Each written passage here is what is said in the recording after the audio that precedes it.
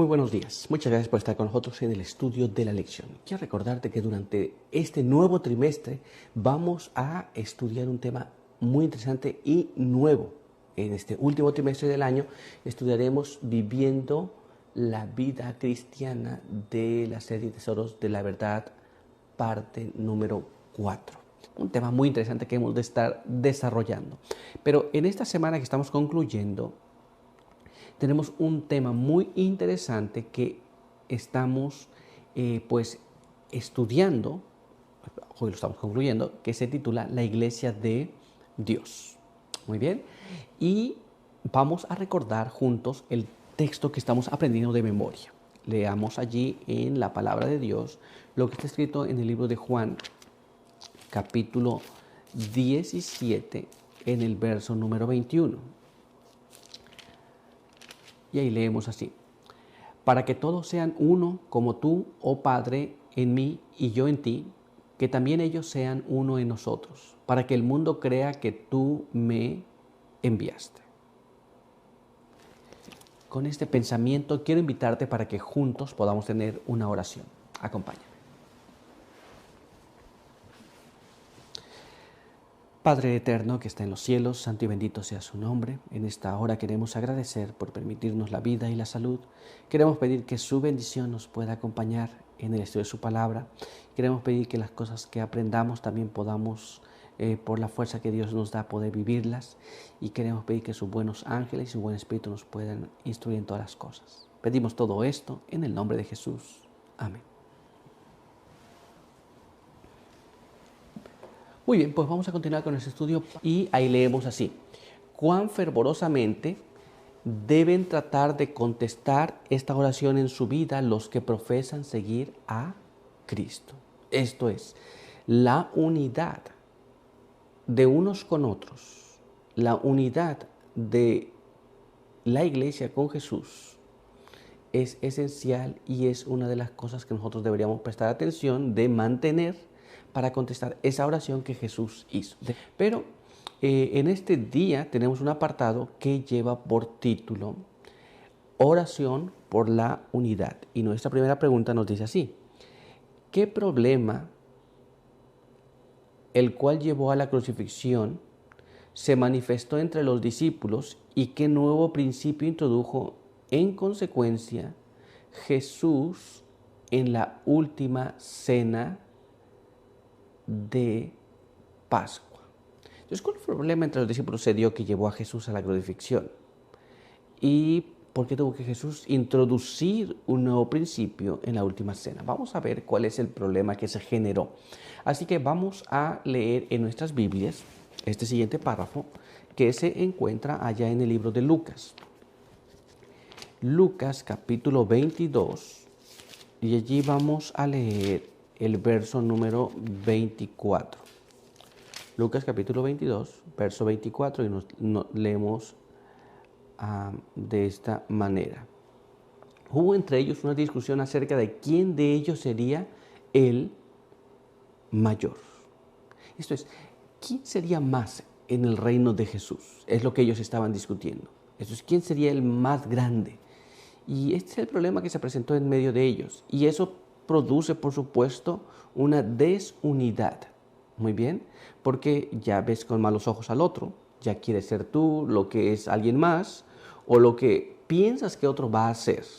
Muy bien, esta fue una de las problemáticas que presentaron los discípulos. Muy bien, esto es, ¿quién podrá ser quién? Y es muy triste cuando estas cosas se manifiestan, porque por eso Jesús tuvo que introducir este nuevo principio. Vamos a ver qué más nos dice la palabra de Dios. Así que acompáñame a leer este siguiente párrafo. En el libro de Juan, capítulo 13, en el verso número 34 y 35, leemos lo siguiente: un mandamiento nuevo os doy, que os améis unos a otros, así como yo os he amado, que os améis unos a otros. En esto conocerán todos que sois mis discípulos, si os amáis unos a otros. La Biblia nos explica entonces que Jesús introduce un nuevo principio para ellos. Nuevo no porque fuera nuevo, nuevo porque en ellos estaba generando esa disputa por saber quién sería el más grande. Así que entonces Jesús les dice que se amen unos a otros, como Jesús los ha amado. Y cuando las disputas se dan, dejas de amar al otro. Eso es una complicación, no debe existir. Por eso Jesús dijo, en esto van a saber todos que vosotros sois mis discípulos, si os amáis unos a otros, si hacen lo que está escrito allí.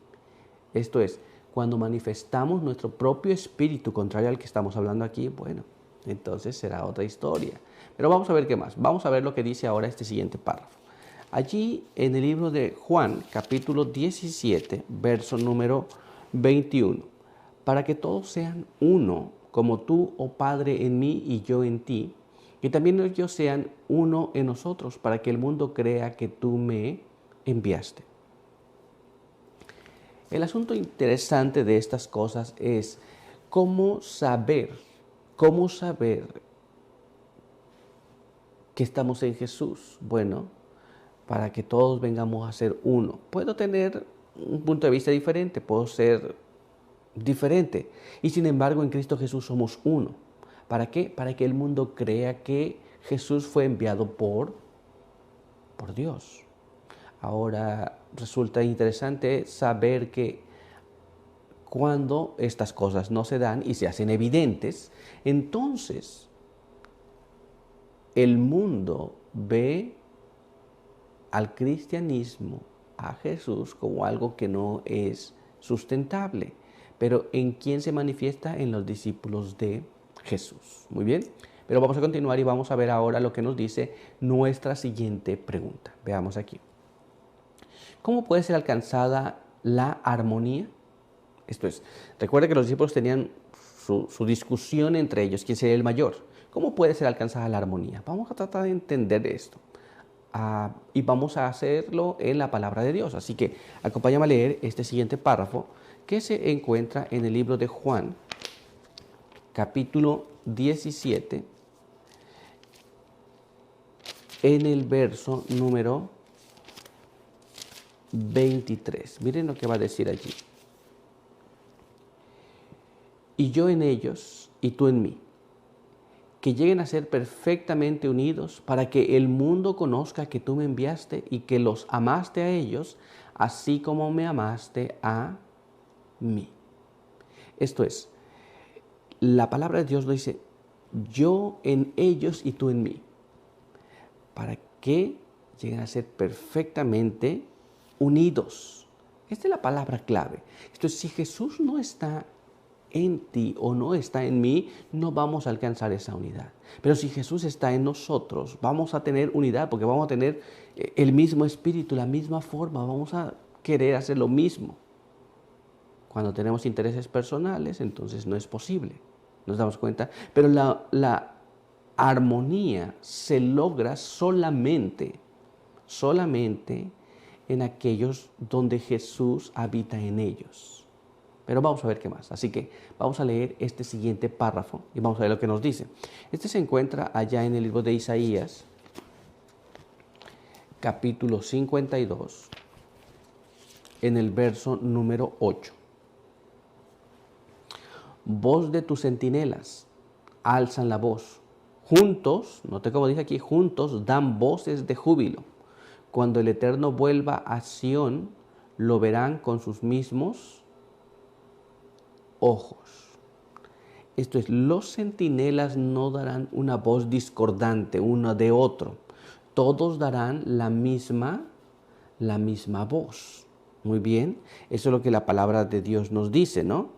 Voces de júbilo, voces de gozo, voces de alegría, pero juntos, armonía. Pero vamos a ver qué más. Así que la Biblia no tiene todavía más que decirnos. Vamos a ver lo que está escrito ahora en este siguiente párrafo. Este se encuentra en el libro de Colosenses, capítulo 1, y allí vamos a leer el verso número 23. Si permanecéis fundados y firmes en la fe, sin moveros de la esperanza del Evangelio. Este es el Evangelio que habéis oído, que es predicado a toda criatura que está debajo del cielo, del cual yo, Pablo, fui hecho ministro. Esto es, permanecerse firmes en el Evangelio, según lo que leemos aquí, el Evangelio que fue predicado. Esto es, tenemos que tener armonía en levantar la voz en unidad, en ser uno, todos juntos, amarnos unos a otros y en permanecer firmes en el mismo evangelio que hemos recibido. Muchas veces queremos tal vez ser originales y entonces ponemos cosas que no están y ahí crea desarmonía. Pero recuerde, Cristo en nosotros, el evangelio que recibimos de Cristo, el que tiene que permanecer. Muy bien, pero vamos a continuar y vamos a ver ahora lo que nos dice nuestra siguiente pregunta. Veamos aquí. ¿Qué es la armonía y ha sido lograda alguna vez? Esto es, ¿qué es armonía en sí? Y si alguna vez ha habido armonía entre los seguidores de Jesús. Vamos a tratar de responder estas cosas en la palabra de Dios. Vamos a ver lo que nos dice este siguiente párrafo. En el libro de Hechos de los Apóstoles, capítulo 2, en el verso número 1, encontramos esta siguiente lectura. Y cuando llegó el día de Pentecostés, estaban todos juntos en el mismo lugar. La palabra de Dios nos muestra un ejemplo de cuando hubo armonía. Muy bien, esto es, cuando llegó el día de Pentecostés, todos estaban juntos en un mismo lugar. ¿Recuerda que estaban discutiendo antes quién sería mayor y quién sería menor? Bueno, no quién sería menor, pero quién sería mayor. Por supuesto que los demás estaban pensando que el otro no sería mayor. Pero en esta ocasión dice que todos estaban juntos, sin esa dificultad. Pero ¿qué más nos dice la Biblia? Vamos a ver ahora lo que está escrito en este siguiente párrafo, que está en 1 Corintios, capítulo 1, en el verso número 10. Y dice así: os ruego, hermanos, por el nombre de nuestro Señor Jesucristo, que habléis todos una misma cosa, y que no haya entre vosotros divisiones. Antes, estad perfectamente unidos en la misma mente y un mismo parecer. Es interesante. La unidad viene en que nosotros hablamos una misma cosa. Esto es, donde quiera que vayas, el Evangelio de Cristo es uno. La forma que tenemos es una. El problema viene cuando viene una voz discordante. Esto es, se dice una cosa, pero después se habla otra diferente. Entonces la gente por fuera escucha y dice, una cosa aquí, otra cosa allá. Y entonces comienzan las dificultades. ¿Nos damos cuenta? Esto es, hablemos una misma cosa y que no haya divisiones en medio de nosotros, sino seamos de una misma mente y de un mismo parecer. Esto es, que todos tengamos lo mismo en relación a Cristo. Pero esta es la forma en que se pide que se haga. Vamos a ver ahora qué es lo que nos dice la pluma inspirada. Acompáñame a leer este siguiente párrafo.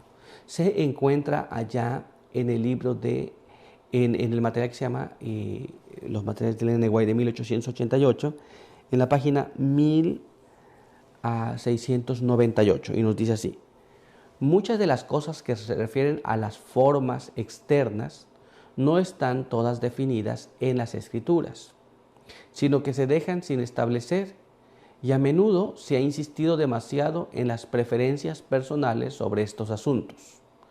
Cuando algún punto no está de acuerdo con la práctica de cierto miembro del cuerpo de creyentes, no dejemos que las pequeñas diferencias se conviertan en agravios y causen desunión. Los métodos y medidas por los cuales alcanzamos ciertos objetivos no son siempre exactamente los mismos. Esto es, a veces no estoy de acuerdo como el otro procede. Muy bien. A veces no estoy de acuerdo como otro hace.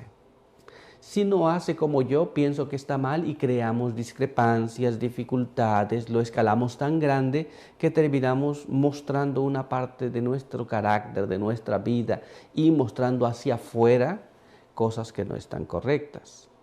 Esto es que alguien no proceda como yo, que alguien no vea y no haga como yo, pero que no esté en contra de la voluntad de Dios, no significa que está mal. Y hemos de dejar pasar esas cosas. Muchas veces pensamos, esto se hace así porque yo así siempre lo he hecho y así debe ser. Pero no funciona de esa manera. Muy bien. Esto es, no hemos de hacer un asunto fuerte por esas cosas. A veces se llega al mismo objetivo de una manera diferente, pero hemos de estar conscientes que mientras no esté contrariando la voluntad de Dios, no tenemos ningún problema. Pero vamos a continuar y vamos a ver ahora lo que nos dice este siguiente párrafo. Acompáñame. Debemos usar la razón y el buen criterio para decidir cómo actuar. La experiencia demostrará cuál es el camino más adecuado en las circunstancias existentes. Que no surjan controversias sobre nimiedades. El espíritu de amor y la gracia de nuestro Señor Jesucristo unirán los corazones si todos abren las ventanas del corazón hacia el cielo y las cierran hacia la tierra. Esto es, a veces se crea una gran controversia por un asunto tan menor.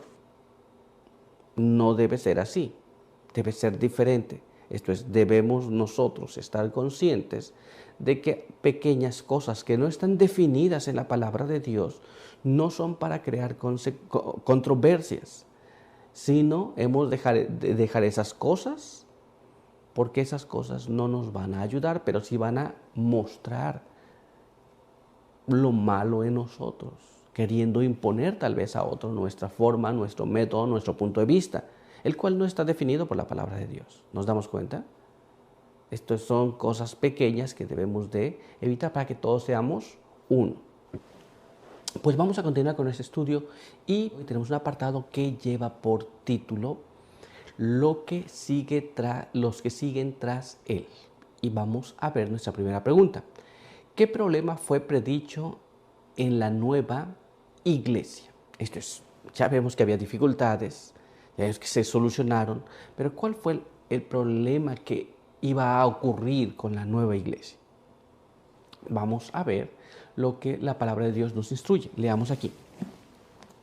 En el libro de Segunda de Tesalonicenses, en el capítulo 2 y el verso 3 y 4 nos explica así.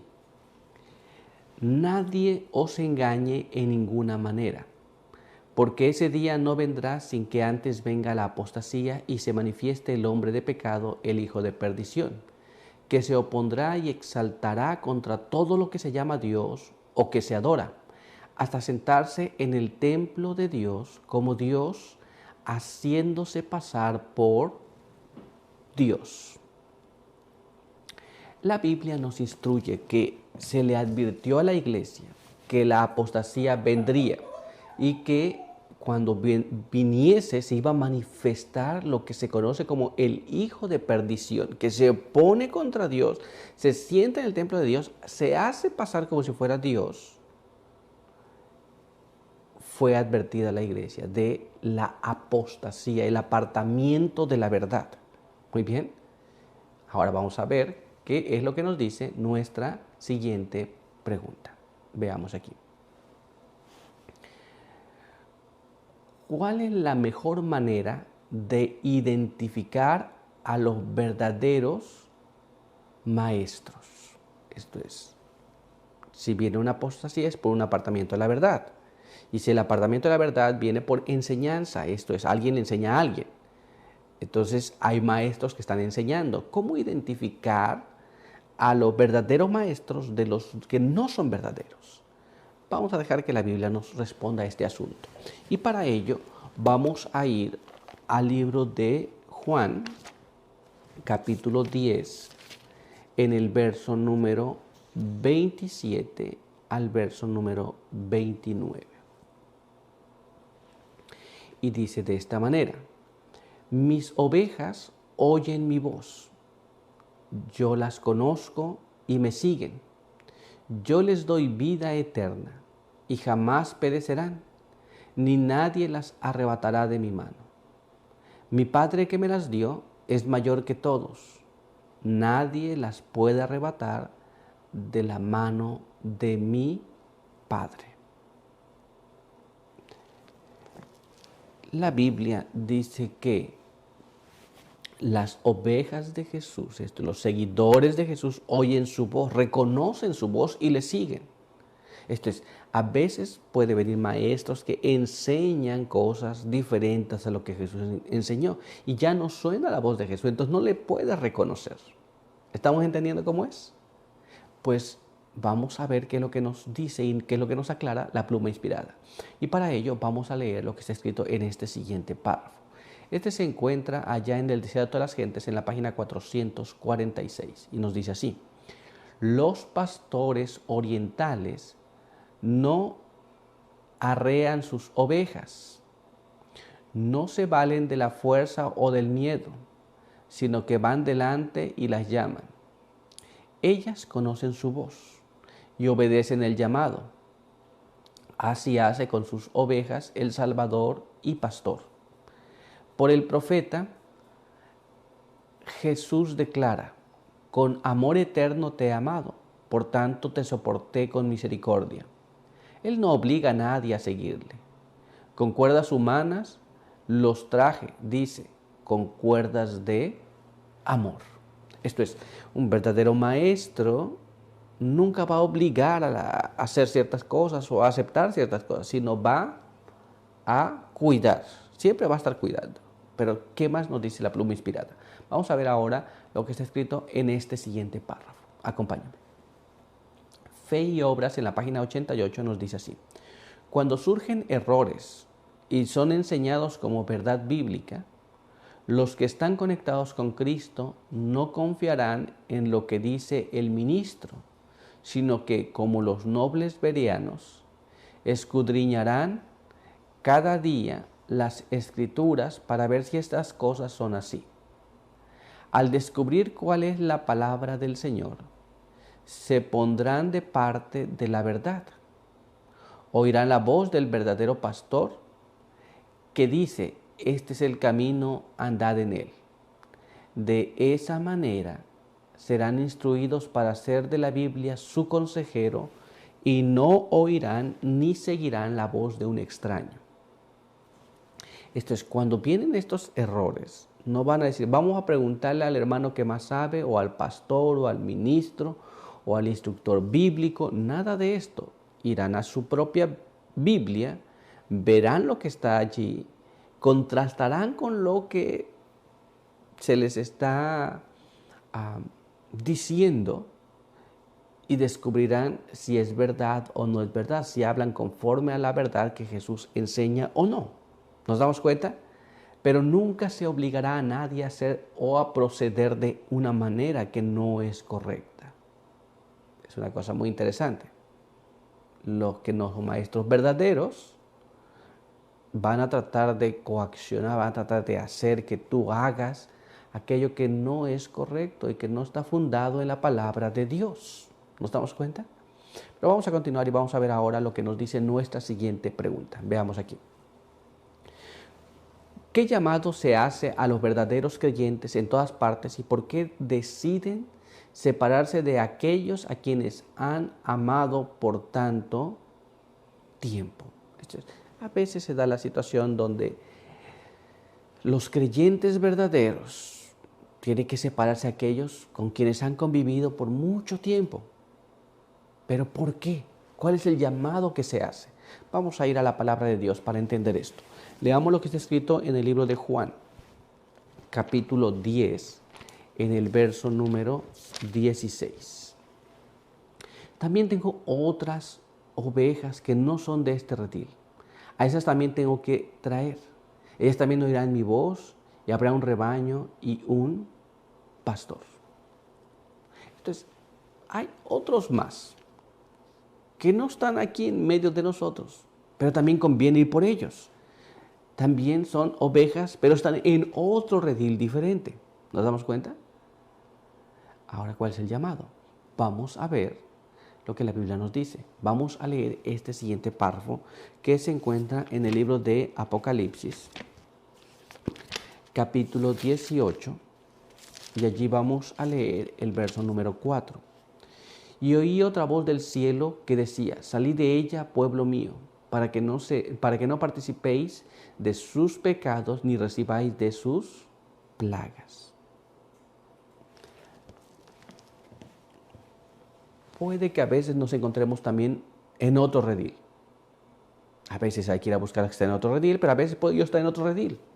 Y en el redil que me encuentre tal vez hay muchas personas con quienes ya conviví, con quienes amo mucho, pero si Dios hace el llamado de salir de ese redil para ir a otro redil, entonces tengo que seguir el llamado de Dios. Pero vamos a ver lo que nos dice la pluma inspirada sobre este asunto. Leamos lo que está escrito en este siguiente párrafo, que se encuentra en El desierto de las gentes, en la página 447, y nos dice así: Jesús pensó en todas las almas de la tierra, que estaban engañadas por los falsos pastores, aquellas a quienes él anhelaba reunir como ovejas de su prado, estaban esparcidas entre lobos, y dijo: también tengo otras ovejas que no son de este redil. Aquellas también me conviene traer, y oirán mi voz, y habrá un rebaño y un pastor. Entonces hay otras personas en otros lugares que Jesús va a traer. No nosotros, sino Jesús. ¿Nos damos cuenta? Pero ¿qué más nos dice? Vamos a ver ahora lo que está escrito en este siguiente párrafo. Acompáñame a leerlo. Decía todas las gentes, página 199, y nos dice así: en nuestros días, pocos de los que profesan seguir a los reformadores están movidos por su espíritu. Pocos escuchan la voz de Dios y están listos para aceptar la verdad en cualquier forma que se les presente. Con frecuencia, los que siguen los pasos de los reformadores están obligados a apartarse de las iglesias que aman para proclamar la clara enseñanza de la palabra de Dios. Y muchas veces los que buscan la luz se ven obligados por las mismas enseñanzas a abandonar la iglesia de sus padres para poder obedecer. Eso es cuando la verdad se presenta tal como es. Muchas personas están dispuestas a seguirlas, pero muchos no están dispuestos a seguirlas. Muy bien. Pero los que aceptan esa verdad a veces tienen que abandonar la iglesia en la que se encuentran para seguir la clara enseñanza de la palabra de Dios. ¿Nos damos cuenta? Esto es, hay otras ovejas en otro redil. Cuando Jesús las llame, escuchará su voz y se unirán al redil de Jesús. Muy bien. Vamos a continuar y vamos a ver ahora lo que nos dice nuestra siguiente pregunta. Veamos aquí. Una vez separados, ¿cómo podemos preservar y por qué perseverar y por qué necesitamos formar parte de un redil? También hay algunas ideas donde la gente se separa y dice: voy a irme para otro lugar, voy a irme para otra zona, voy a hacer algo diferente y me voy a quedar solo. Pero ¿cómo podemos perseverar y por qué tenemos que ser parte de un redil? ¿Por qué tenemos que ser parte de una iglesia? Vamos a tratar de entender esto, porque hoy día hay muchas personas que piensan: yo puedo estar solo, puedo continuar solo. Vamos a ver qué es lo que la Biblia nos dice. Leamos lo que está escrito en este siguiente párrafo. Veamos lo que nos dice aquí en Romanos, capítulo 12, en el verso 4 y verso 5. Porque así como el cuerpo tenemos muchos miembros y no todos tienen la misma función, así también nosotros, siendo muchos, somos un cuerpo en Cristo y todos miembros los unos de los otros. Esta es la razón. Esto es, un miembro aislado del cuerpo simplemente va a perder. Va a perder vitalidad y finalmente va a perder la vida. Muy bien. Ahora, un miembro del cuerpo espiritual de Cristo separado, también va a ocurrir lo mismo. Por eso es importante que pertenezcamos a una iglesia, a un redil. Pero vamos a ver qué más nos dice la palabra de Dios. Vamos a leer este siguiente párrafo que se encuentra en el libro de Efesios. Y allí vamos a leer el capítulo 4 y el verso número 25. Por eso, desechad la mentira hablar la verdad cada uno con su prójimo, porque somos miembros los unos de los otros. La palabra de Dios dice que somos miembros unos de otros. Esto es, no somos independientes, no somos aislados, somos miembros unos de los otros. ¿Nos damos cuenta? Esta es la importancia de por qué nosotros tenemos que pertenecer a un pueblo, a una iglesia. Vamos a ver ahora lo que nos dice este siguiente párrafo. Acompáñame a leer. Este se encuentra en el libro de Efesios capítulo 2, en el verso número 19. Y leemos de esta manera. Así ya no sois extraños ni forasteros, sino ciudadanos de los santos, miembros de la familia de Dios. La Biblia nos dice entonces que nosotros venimos a ser parte de la familia de Dios. ¿Nos damos cuenta? Esto es, si soy parte de la familia de Dios, he de convivir con la familia de Dios. No he de esperar que quiero ir al cielo apartado de medio mundo. No, no va a ocurrir así. Esto es, si estoy en la familia de Dios, voy a convivir, como dice allí, o voy a estar con los conciudadanos de los santos. ¿Nos damos cuenta? No voy a pensar, no, ese está mal, todos están mal. Yo estoy bien, yo voy a quedarme solo. No, no funciona de esa manera. Pero vamos a ver qué más nos dice la palabra de Dios. Vamos a leer este siguiente párrafo que se encuentra en 1 Corintios capítulo 12 y allí vamos a leer el verso número 27. Vosotros, pues, sois el cuerpo de Cristo y cada uno de vosotros es parte de Él. La palabra de Dios nos dice que nosotros somos parte del cuerpo de Cristo y cada uno de nosotros somos parte de Él. No somos separados de Él. Personas que tienen conceptos errados sobre este asunto piensan que separados van creciendo, van siendo mejor, pero están separados del cuerpo de Cristo. Y esto no funciona de esta manera. ¿Nos damos cuenta? Esto es, somos una unidad en Cristo, no separados de Cristo. Muy bien, pues vamos a continuar con nuestro estudio perfeccionando a los santos. Y nuestra primera pregunta nos dice así. ¿Qué otorga Dios para ayudar a la iglesia y con qué propósito? Ya vimos que en la iglesia van a presentarse dificultades, pero ¿qué es lo que Dios otorga para que la iglesia sea ayudada y cuál es el propósito de dar estas cosas? Vamos a ver lo que la Biblia nos dice. Y para ello vamos a leer lo que está escrito en el libro de Efesios, en el capítulo 4 y los versos 8 y después del 11 al verso 14. Y leemos allí de esta manera. Por eso dice, cuando subió a lo alto, llevó cautivos consigo y dio dones a los hombres.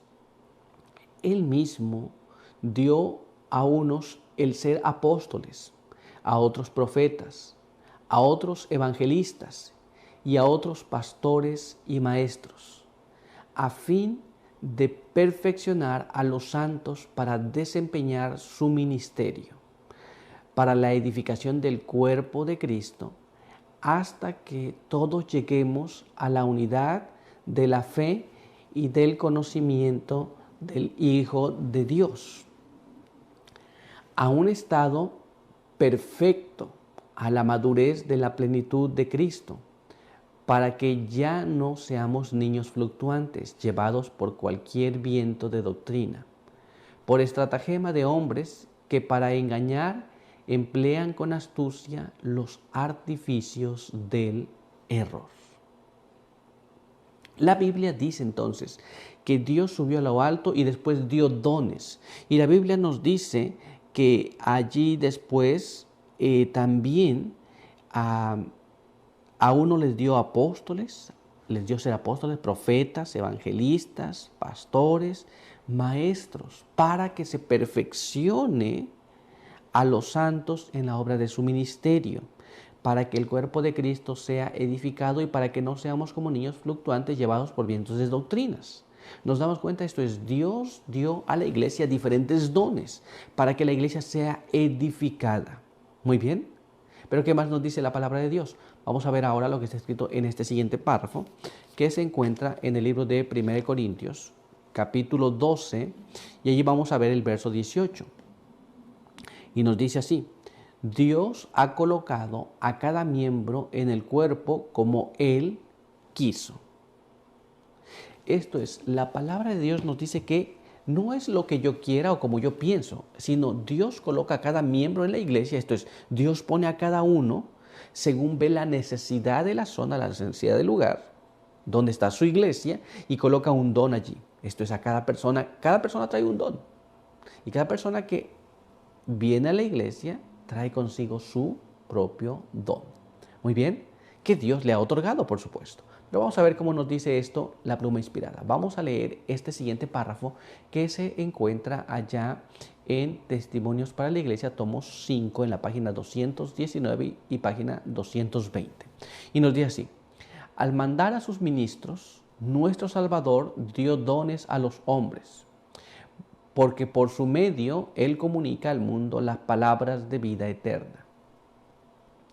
Tal es el medio que Dios ha ordenado para la perfección de los santos en el conocimiento y la verdadera santidad.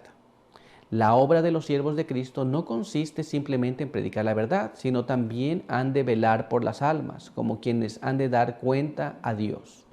Deben reprender, corregir, exhortar con paciencia y doctrina. Esto es, Dios envía a la iglesia, a sus siervos, para que ellos hagan el trabajo que tiene que hacer, pero los manda con diferentes dones, y esos dones tienen una función específica en la iglesia, pero no solamente de predicar, sino de exhortar, de reprender, de corregir, de velar por las almas que están allí en medio. Pero todavía hay más, así que vamos a ver ahora lo que nos dice este siguiente párrafo. Acompáñame.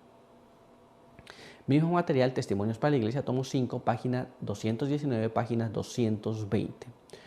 Todos los que han sido beneficiados por las labores del siervo de Dios deben, según su capacidad, unirse con él para trabajar por la salvación de las almas.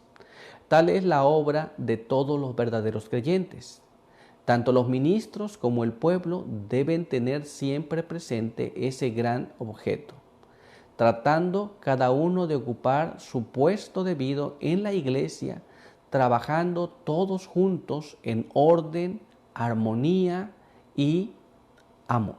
Esto es, si nosotros obtuvimos la bendición de parte de un siervo de Dios, esto es, nosotros debemos ahora ponernos en armonía a trabajar junto con ese siervo de Dios para poder llevar adelante el mensaje. ¿Nos damos cuenta? Esta es la parte que Dios proporciona, pero es la parte que la iglesia también corresponde. ¿Nos damos cuenta?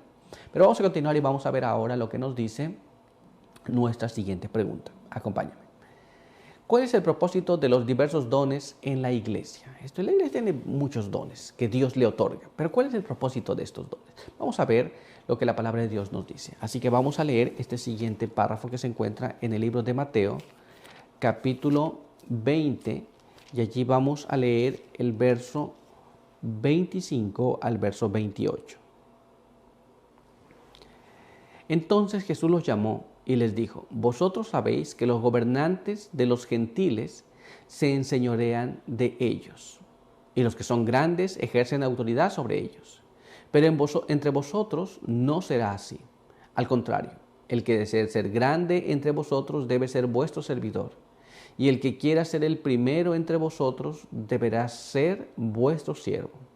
Así como el Hijo del Hombre no vino para ser servido, sino para servir, y para dar su vida en rescate por muchos. Dios dio dones a la iglesia no para que seas grande entre los grandes. Dios dio dones a la iglesia para que sirvas con esos dones. ¿Nos damos cuenta? Esto es, el servir, no hemos de pensar que es algo denigrante.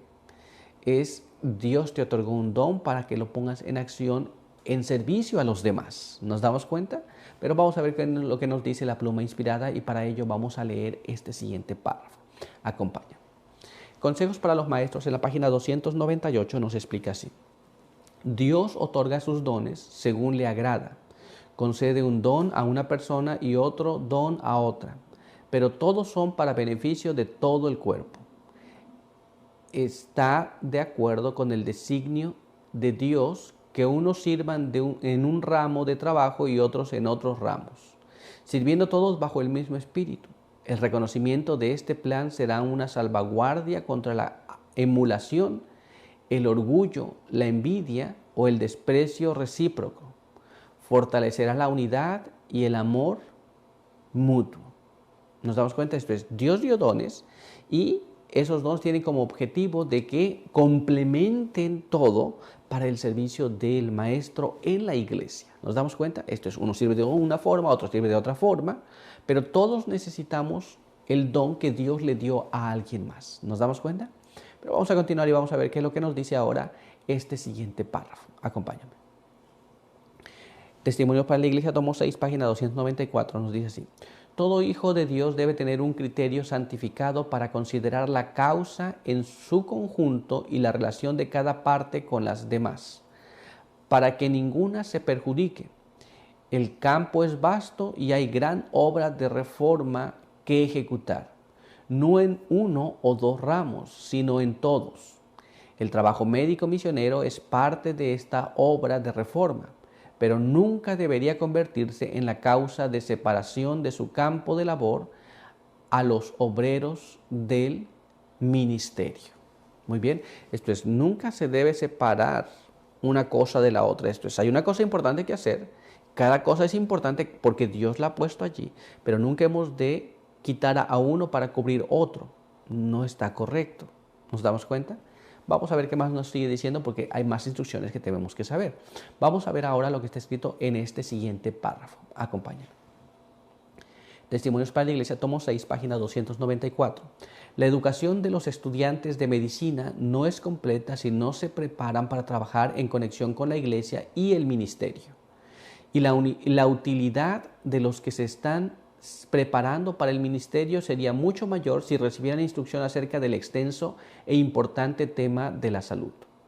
Se necesita la influencia del Espíritu Santo para que la obra esté debidamente equilibrada y que pueda progresar sólidamente en todo ramo.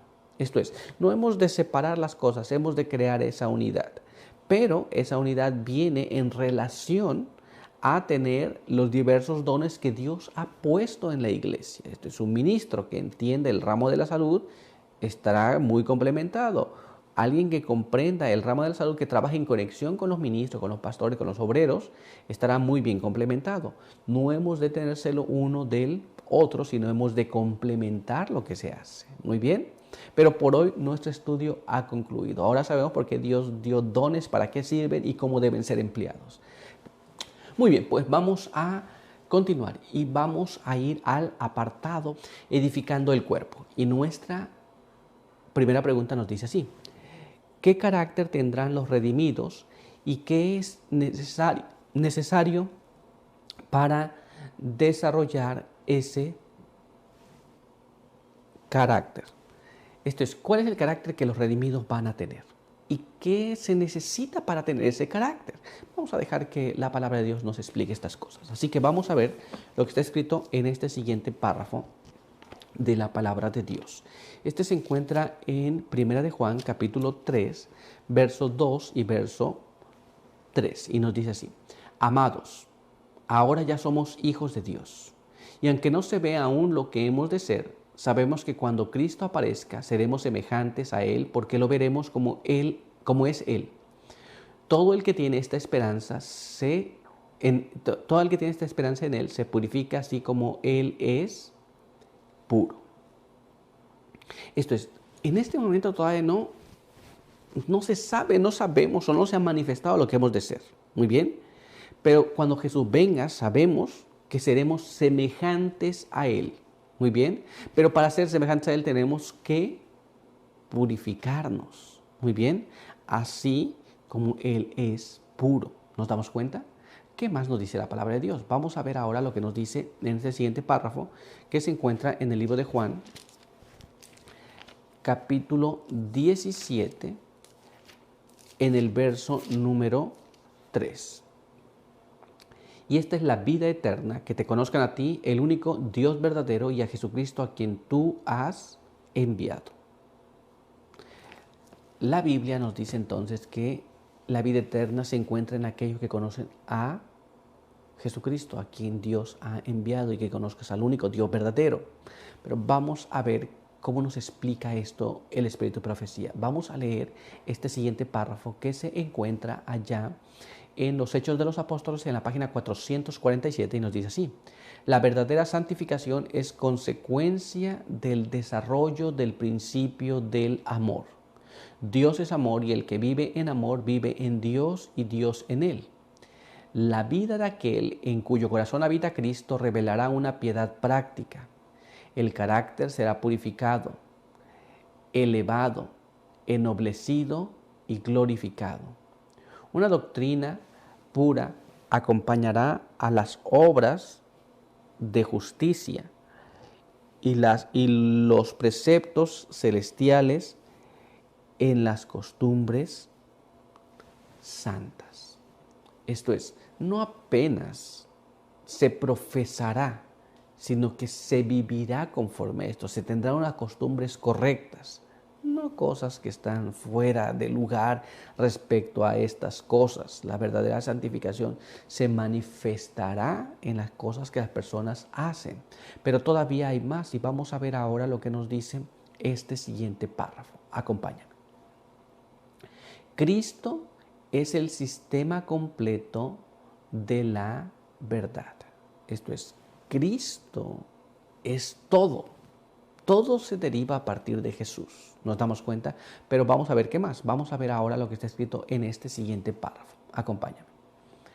El conflicto de los siglos, en la página 43, nos explica: no hay duda de que los cristianos primitivos fueron un pueblo peculiar. Su conducta intachable y su fe inquebrantable constituían un reproche continuo que turbaba la paz del pecador.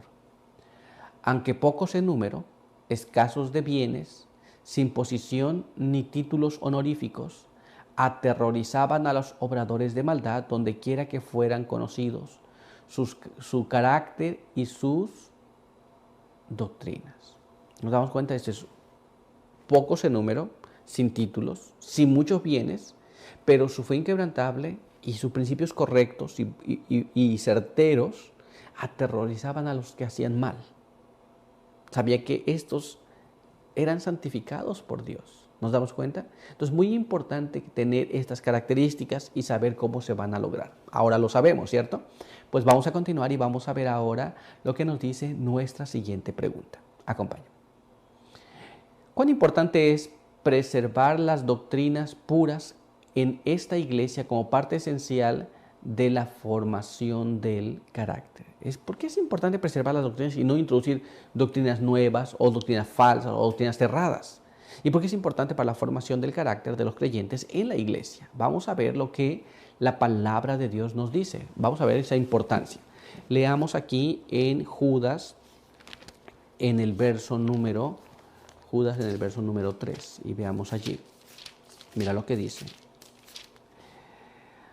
Amados, gran solicitud tenía de escribiros acerca de nuestra común salvación. Sentí esa necesidad para alentaros a que contendáis por la fe que una vez fue confiada a los santos.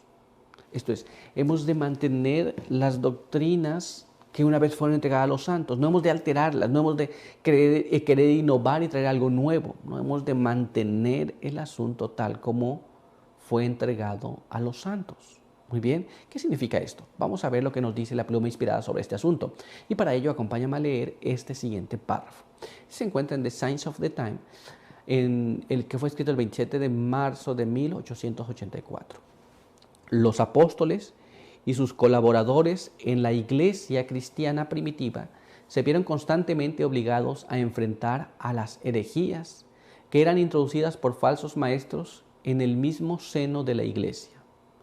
Se representa a estos maestros no como viniendo abiertamente, sino infiltrándose sigilosamente.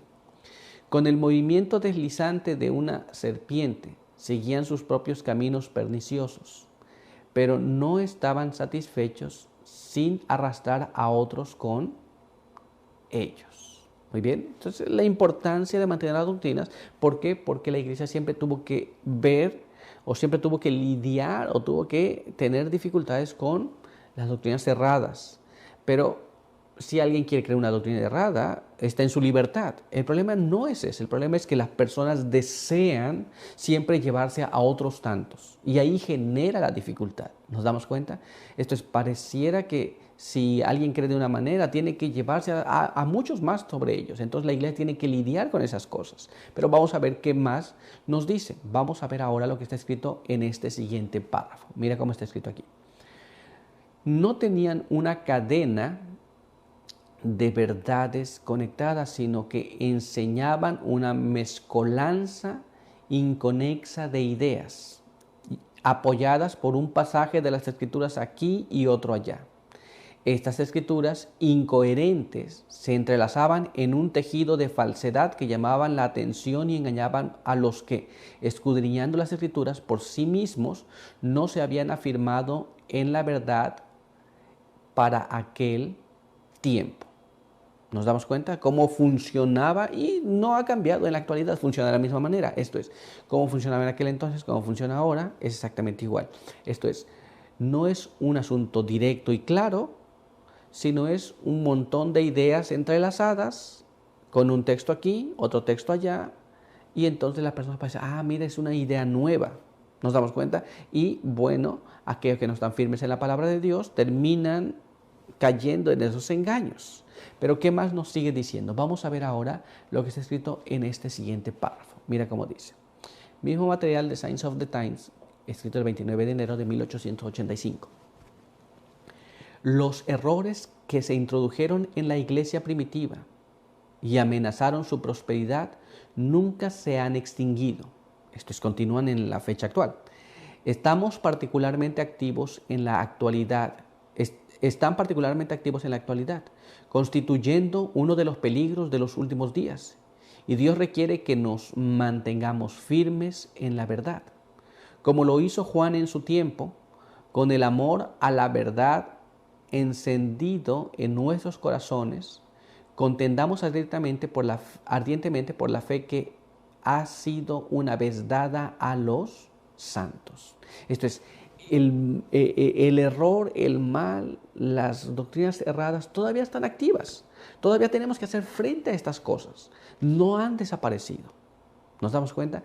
Y sabemos nosotros entonces que todavía hay que contender por la fe que una vez fue dada a los santos.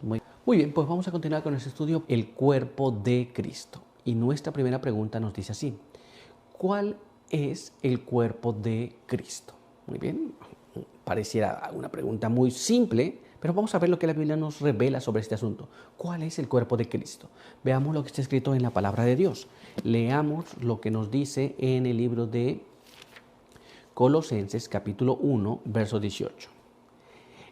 Él es la cabeza del cuerpo, que es la iglesia. Él es el principio, el primogénito de los muertos, para que en todo tenga la preeminencia. Así que, ¿cuál es el cuerpo de Cristo? Pues, según la palabra de Dios, es la iglesia. Nos damos cuenta, Él es la cabeza, pero la iglesia es el cuerpo. ¿Qué más nos dice la palabra de Dios? Vamos a ver ahora lo que está escrito en este siguiente párrafo. Vayamos allá al libro de Efesios capítulo 4 y allí vamos a leer el verso número 15. Sino que siguiendo la verdad en amor, crezcamos en todo en aquel que es la cabeza, esto es, en Cristo.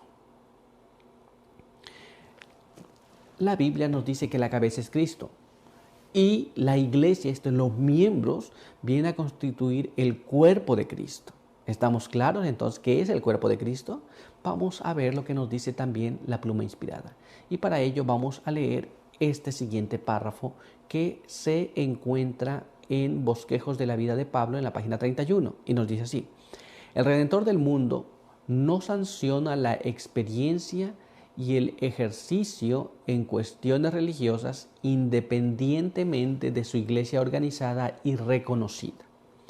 Muchos tienen la idea de que son responsables solo ante Cristo por su luz y experiencia, independientemente de sus seguidores reconocidos en la tierra.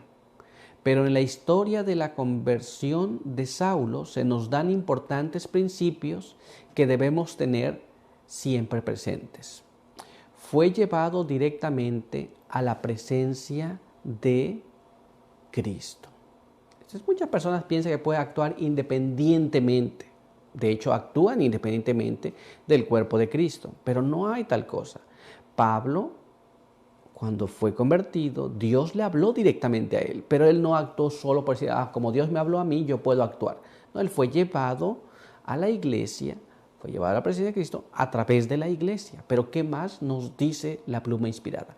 Vamos a ver ahora lo que está escrito en este siguiente párrafo. Acompáñame. Era alguien a quien Cristo destinaba para una obra importantísima, alguien que iba a ser un instrumento escogido para él. Sin embargo, no le impartió personalmente las lecciones de la verdad. Detuvo su curso y lo convenció, pero cuando le preguntó, ¿qué quieres que yo haga?, el Salvador lo puso en relación con su iglesia y dejó que ellos le indicaran lo que debía hacer. Notemos aquí cómo Dios trabaja.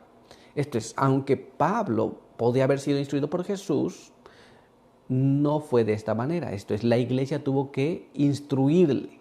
¿Nos damos cuenta? La iglesia tuvo que designar lo que sería. En esto tenemos que aprender también. Muchas veces queremos actuar por cuenta propia, solos, lo cual no es correcto. Pero la iglesia tiene que hacer su parte. ¿Nos damos cuenta? No hemos de actuar independientes de los demás.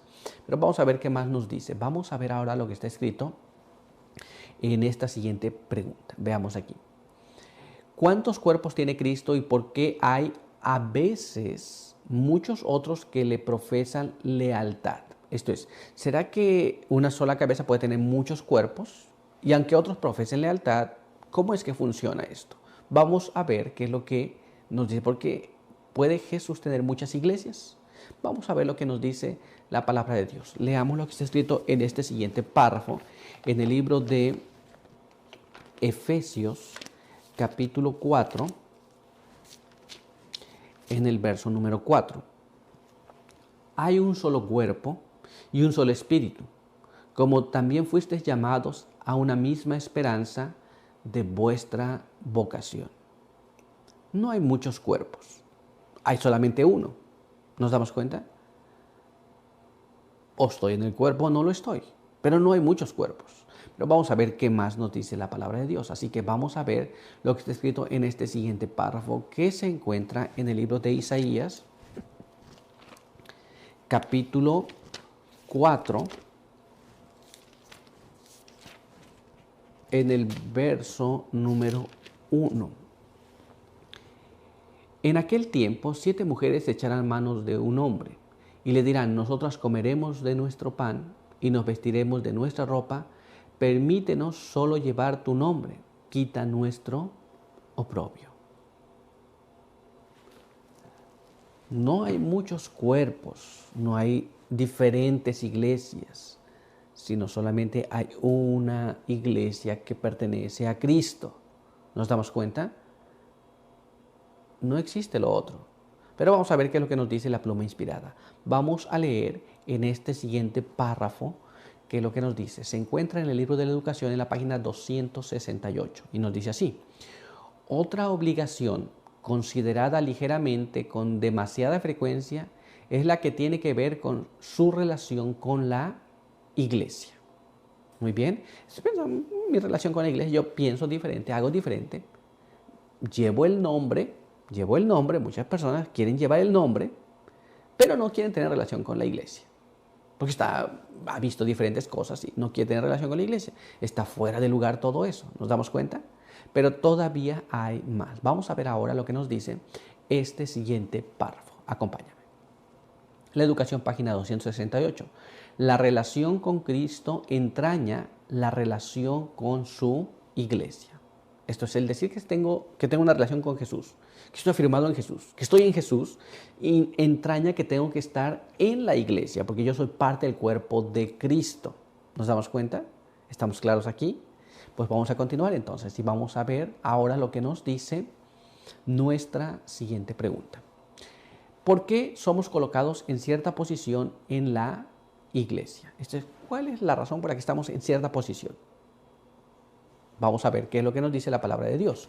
Leamos lo que está escrito aquí en el libro de Primera de Corintios, capítulo 12, y allí vamos a leer los versos 19 al verso 26, y leemos así. Si todos fuéramos un solo miembro, ¿dónde estaría el cuerpo? Lo cierto es que hay muchos miembros, pero un solo cuerpo. Ni el ojo puede decir a la mano, no te necesito, ni la cabeza a los pies, no os necesito. Antes, los miembros del cuerpo que parecen más débiles son más necesarios. Los miembros que parecen menos dignos los vestimos con más honor, y los que son menos decorosos los tratamos con más honestidad, porque nuestros miembros más decorosos no necesitan trato especial. Dios formó el cuerpo dando más honor al que le faltaba, para que no haya división en el cuerpo, sino que sus miembros se preocupen los unos por los otros, de manera que si un miembro padece, todos los miembros se conduelen con él. Y si un miembro es honrado, todos los miembros se gozan en él. Aquí tenemos el asunto claro. Esto es, no hay más, no hay menos, todos son parte del cuerpo y todos se necesitan en el cuerpo. ¿Por qué Dios pone a ciertas personas en cierta posición? Porque es la posición que deben ocupar. Yo no he de querer la posición de mi hermano, Dios le puso allí. Yo no he de querer tener el don que Dios no me dio. ¿Nos damos cuenta? Sino el que Dios me dio, ese es el que yo debo de aceptar y tener. ¿Nos damos cuenta? Vamos a ver lo que nos dice ahora la pluma inspirada. Leamos en este siguiente párrafo lo que está escrito. Veamos aquí. En la educación, en la página 268 nos dice así. La iglesia ha sido organizada para servir. Y en una vida de servicio a Cristo, la relación con la iglesia es uno de los primeros pasos que hay que dar. La lealtad a Jesús exige la ejecución fiel de los deberes impuestos por la iglesia. Muy bien, esto es, si la iglesia me pone de algo, tengo que cumplir la parte que me puso. Mi lealtad, porque hacia Dios depende o se va a observar en que la iglesia prospere en el don que Dios me ha dado y el cual voy a ocupar para beneficio de la iglesia. Pero jamás debes ocupar tu don para destruir la iglesia. Por eso que Dios pone diversas personas en diferentes tiempos, en diferentes lugares, en la iglesia para la edificación de los santos. Pero por hoy nuestro estudio ha concluido. Así que quiero invitarte para que juntos podamos tener una oración. Acompáñame. Padre eterno que está en los cielos, santo y bendito sea su nombre. Queremos agradecer en esta hora por la vida y la salud que nos da. Queremos pedir que su bendición nos acompañe. Pedimos que nos guarde, quede con nosotros. Y ahora que hemos estudiado su palabra, queremos pedir que nos pueda ayudar a comprenderla y a vivir en ella.